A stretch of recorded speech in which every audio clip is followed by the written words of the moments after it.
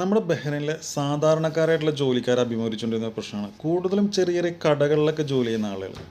അതായത് കുറച്ചും കൂടെ ശമ്പളമൊക്കെ ഉള്ള നല്ലൊരു ജോലി തരപ്പെടുത്തിയിട്ട് സ്പോൺസർ അടുത്ത് നിന്ന് ഞാൻ ജോലി ചേഞ്ച് ആയിക്കോട്ടെ എന്ന് ചോദിക്കുമ്പോൾ മിക്ക സ്പോൺസർമാരും പറയുന്നൊരു ഡയലോഗുണ്ട്, എക്സിറ്റായി നാട്ടിൽ പോയിക്കോ എന്നിട്ട് പുതിയ വിസ കയറി വന്നു, എന്തായാലും ഇവിടുന്ന് ചേഞ്ച് തരില്ല.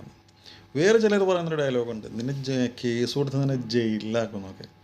അപ്പോൾ ഇതുകൊണ്ടൊക്കെ നല്ല ജോലി കിട്ടിയിട്ടും ജോലി ചേഞ്ച് ആകാൻ പറ്റാതിരുന്ന ഒരുപാട് പിള്ളേർ ബഹ്റൈനിലുണ്ട്. ഇനി മുതൽ പുതിയൊരു ജോലിയൊക്കെ തരപ്പെട്ടു എന്ന് കണ്ടു കഴിഞ്ഞാൽ ആരോടൊന്നും പറയാനും നിൽക്കണ്ട, ഒരു റെസിഗ്നേഷൻ ലെറ്റർ എഴുതിയിട്ട് നിങ്ങളുടെ സ്പോൺസർക്ക് പോസ്റ്റ് അയക്കുക.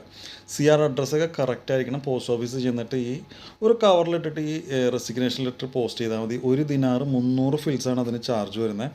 അപ്പോൾ ഈ റെസിഗ്നേഷൻ ലെറ്റർ നിങ്ങളുടെ സ്പോൺസറൊക്കെ അത് കിട്ടിക്കഴിയുമ്പോൾ നിങ്ങൾക്കൊരു പോസ്റ്റ് കാർഡ്, ഒരു പിങ്ക് കളറിലുള്ളതാ ഇതുപോലത്തെ ഒരു പോസ്റ്റ് കാർഡ് നിങ്ങൾക്ക് പോസ്റ്റ്മാൻ തിരിച്ചു കൊണ്ടുവന്ന് തരും. അപ്പോൾ അത് വച്ചിട്ട് നിങ്ങൾക്ക് പുതിയ വിസയ്ക്ക് അപ്ലൈ ചെയ്യാനായിട്ട് സാധിക്കും. അതായത് പഴയ സ്പോൺസർക്ക് ഇനി ഇപ്പോൾ ഈ വിസ ചേഞ്ച് ആകുന്നതിൽ വലിയ റോളൊന്നുമില്ല.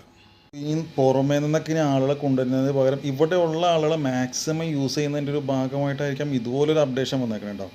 അപ്പോൾ ഇനി നാട്ടിൽ നിന്നൊക്കെ പുതിയ വിസ അടിക്കുന്നത് കുറച്ചുകൂടെ കീറാമുട്ടി ആവാനാണ് സാധ്യത. അപ്പോൾ കൂടുതലായിട്ടൊന്നുമില്ല, വീണ്ടും കാണാം. Bye, see U.